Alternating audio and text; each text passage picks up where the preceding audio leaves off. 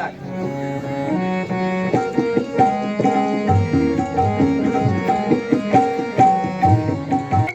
गीताची निवड केली कारण भारत मातेला वंदन करायला किंवा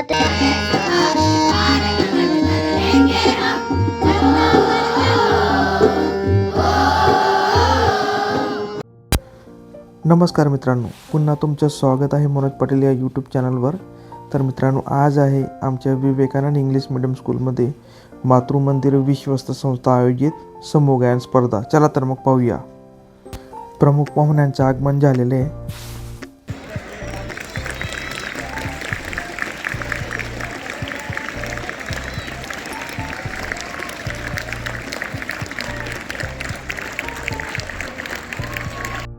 शब्द अपुरे पडतात तिथे संगीत मनाशी थेट संवाद साधते. अशाच एका संगीतमय वातावरणाच्या कार्यक्रमासाठी मंचावर उपस्थित असलेले सर्व मान्यवरांचे मी मातृमंदिर विश्वस्त संस्था आयोजित समूह गीत गायन स्पर्धेत शब्दसुमनांनी सहर्ष स्वागत करते. स्वागतम सुस्वागतम. उद्या घडवण्याची ताकद असते. आजच्या या लहान कलाकारांच्या गाण्यातून आपल्याला भविष्याचा सूर ऐकायला मिळणार आहे. मी सर्व विद्यार्थ्यांना विनंती करते की त्यांनी समूह गीत गायनासाठी उभे राहावे. 5 to 10.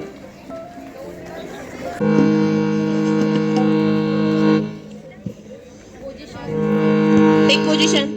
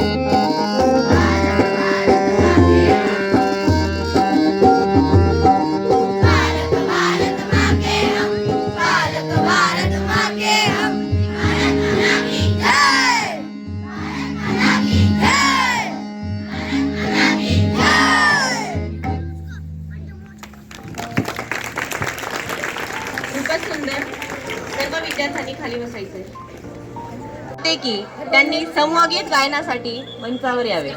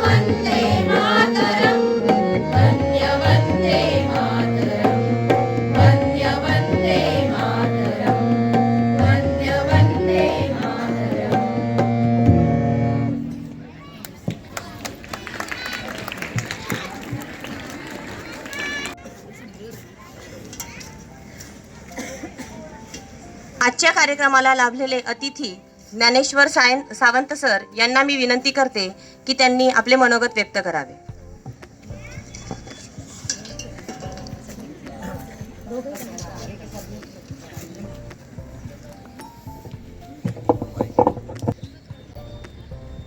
इंग्लिश मीडियम विवेकानंद विद्यालयाच्या मुख्याध्यापिका, ज्यांच्या प्रयत्नातून या संस्थेची निर्मिती झाली ते डॉक्टर हरताळकर काका, श्री जैन काका,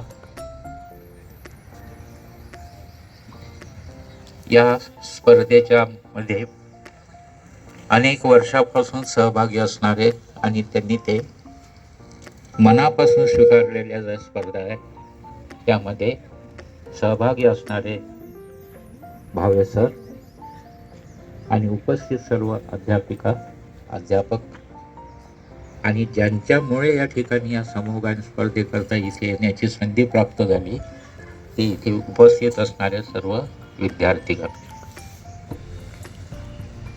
गेले 30 वर्षापेक्षाही अधिक कालावधीमध्ये मातृमंदिर विश्वस्त संस्था हे काम पाहत आहेत आणि यामध्ये सुरुवातीपासून आपला सहभाग आहे. दरवर्षी इथे काही ना काहीतरी नाविन्य इथे दिसते. अगदी सुरुवातीला आल्यानंतर इथली परिस्थिती एक छोटासा असा परिसर होता आणि दरवर्षी पुसताना त्यामध्ये काही ना काहीतरी वृद्धिवस्त असते. इंग्रजी माध्यमाच्या विभागाची स्वतंत्र ही यंत्रणा आपण या बाजूला उभी केली, याच्याविषयीचा विशेष आनंद वाटतो. आपण जे काही पद्याची निवड केली, भारत मातेच्या त्यांच्याविषयीचा काही उल्लेख आपण इथे केला पद्यामधून. मला एक असं आपल्याकडनं जाणून घेण्याची इच्छा आहे का ह्या गीताची आपण निवड करण्याचं कारण काय, किंवा त्याच्याविषयीचा आपण कशा स्वरूपाचा तो अर्थ असणाऱ्या विद्यार्थ्यांपैकी कोणीतरी एका विद्यार्थ्याने याचा उल्लेख करावा का ह्या गीताची आम्ही का निवड केली. कोणतरी एकाने. तो शिता जावा बेटा. छान. नाही, घेऊया. हो.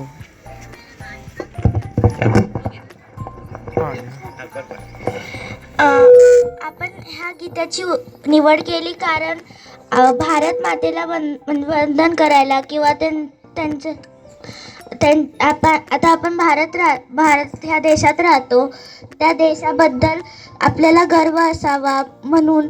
आणि भारत मातेची जी म्हणजे आपण म्हणतो ना की भारत माता ही माता आहे, आपल्या मातेला वंदन करायला हे गीत निवडलं.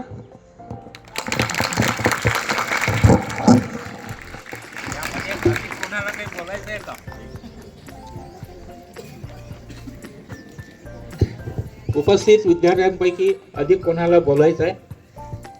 छान बोल. छान उल्लेख केला त्या मुलीने. आपल्यापैकी कोणी कोणाला बोलायचं? आता मी अध्यापकांना हेच म्हणणार, कोणीतरी दोन व्यक्तींनी.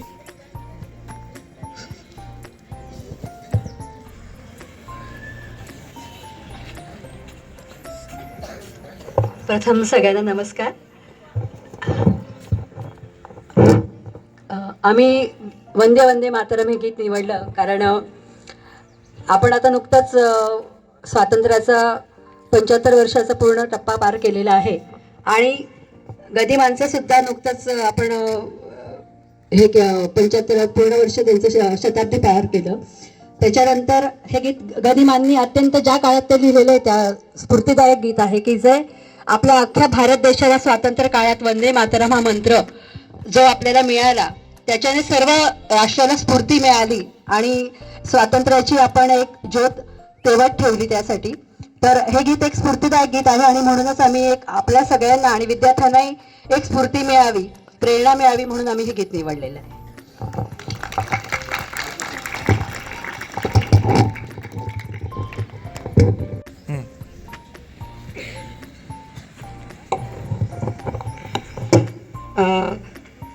देश के लिए हमें अभिमान है, हमारा देश ही हमारा मान और सम्मान है.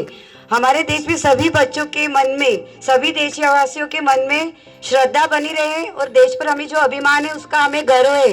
इसलिए हमें इस गीत को सुनकर बोलकर हमें बहुत गरिमान अनुभव होता है. जय महाराष्ट्र. धन्यवाद.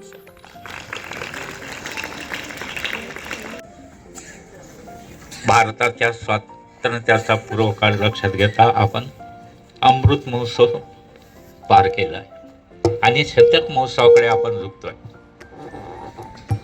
करता त्यांनी काहीतरी जबाबदारी स्वीकारलेली असेल, मी त्यावेळेस असेल की नाही सांगता येत नाही. आणि हे साहजिकच आहे, राष्ट्र हे कायम तेजस्वी राहण्याकरता युवा पिढीने सतत कार्यरत असण्याची गरज आहे. जो सतत कार्यरत असेल तो देश अगदी शिखरावर पोहोचलेला असेल. यापूर्वी आपण असं म्हणत होतो का अमेरिका हा एक उत्तम राष्ट्र आहे, विकसित राष्ट्र आहे. रशियाच्या बाबतीत आपण असंच म्हणत होतो, आपल्या शेजारी चीनच्या बाबतीत असंच म्हणत होतो.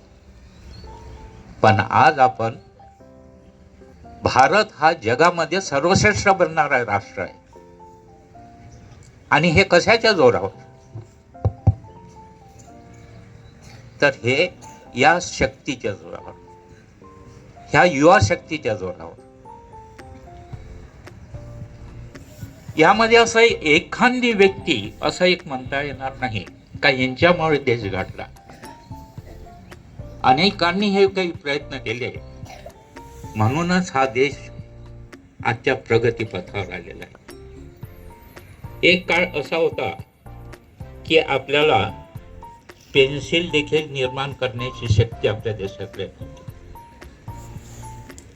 आज आपण युद्ध साहित्य सुद्धा निर्मिती करणारा देश झालेला आहे.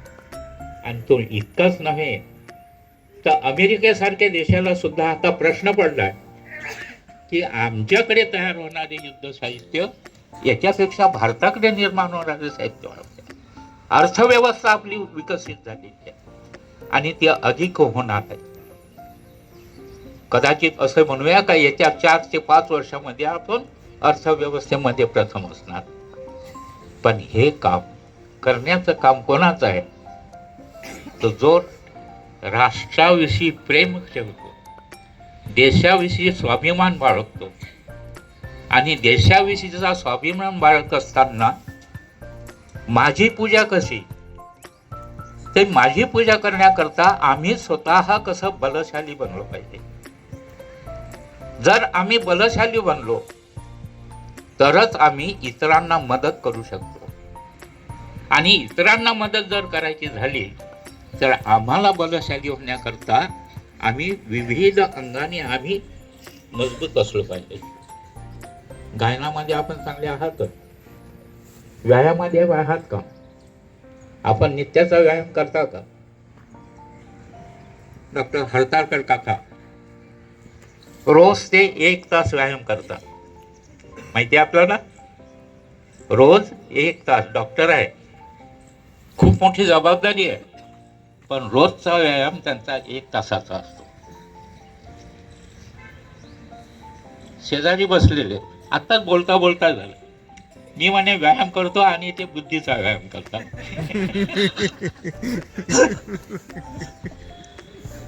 म्हणण्याचा दृष्टिकोन हा का कायद्याचं नॉलेज असणारे, कायद्याचं नॉलेज स्वतः करता नसून त्याचा वापर इतरांकरता सुद्धा करता आला पाहिजे. देशाचा स्वाभिमान गवळण्याकरता त्याचं काम करता आलं पाहिजे. हा एक अभिमान. तेव्हा मी असं म्हणेल की सुवर्ण शतक महोत्सवामध्ये आपण या ठिकाणी बसलेले जे कोणी असेल, आपण अशी प्रतिज्ञा करूया का की शतक महोत्सवामध्ये माझा देश जगामध्ये सर्वश्रेष्ठ असेल, त्याकरता मी सतत कार्यरत असेल. अशी आपण प्रतिज्ञा करूया का? आणि अशी आपण प्रतिज्ञा करणार कोण हात वर करतोय? हा, अरे वा. तर पहिला तुझा, तू ये, उभी राहा. तूच मागे बघते तीच मुलगी. पहिला हात त्यांनी उंच केला नाही, तुझ्या समोर ठेव. ये उभी राहा. त्या मुलीने मी आता बघत असताना तिने पहिला हात वर केलेला आहे. तिचा मी सत्कार करतो.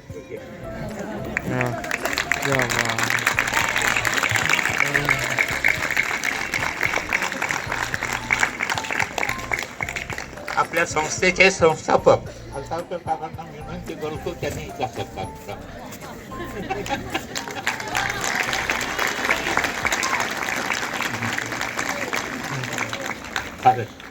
आणि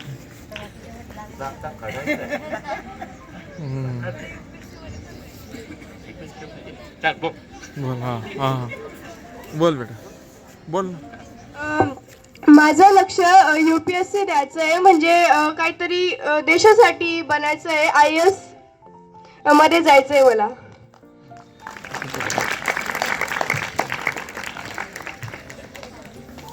ठीक आहे, खूप आनंद झाला.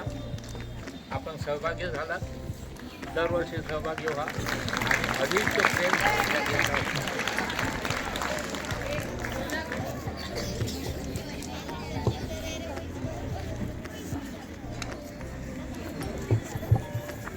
गेल्या 2 वर्षापासून आपल्या विवेकानंद इंग्लिश मीडियम स्कूलचा सहभाग या स्पर्धांमध्ये आहे.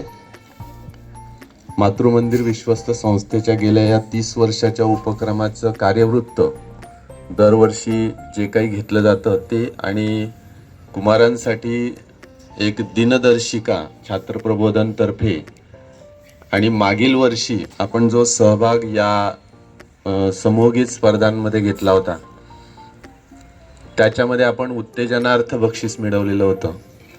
त्या बक्षिसाचं एक ट्रॉफी या ठिकाणी काकांनी आणलेली आहे. मी आदरणीय काकांना विनंती करतो की त्यांनी डॉक्टर विकास काका, आदरणीय जैन काका, गौरी मॅडम यांना ते द्या.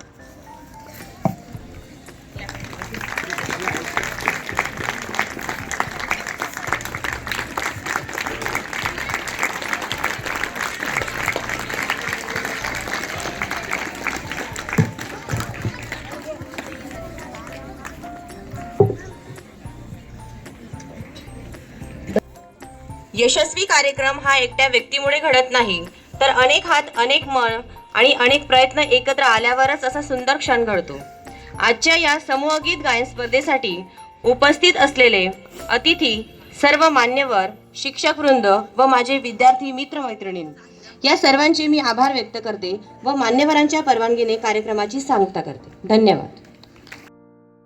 तर मित्रांनो, अशा प्रकारे आमच्या विवेकानंद इंग्लिश मीडियम स्कूलमध्ये मातृमंदिर विश्वस्त संस्था आयोजित समूह गायन स्पर्धा मोठ्या आनंदाने पार पडली. जर व्हिडिओ आवडला असेल तर व्हिडिओला लाईक करा, शेअर करा आणि मनोज पाटील या यूट्यूब चॅनलवर जर तुम्ही नवीन असाल तर नक्की सबस्क्राईब करा ही नम्र विनंती. धन्यवाद.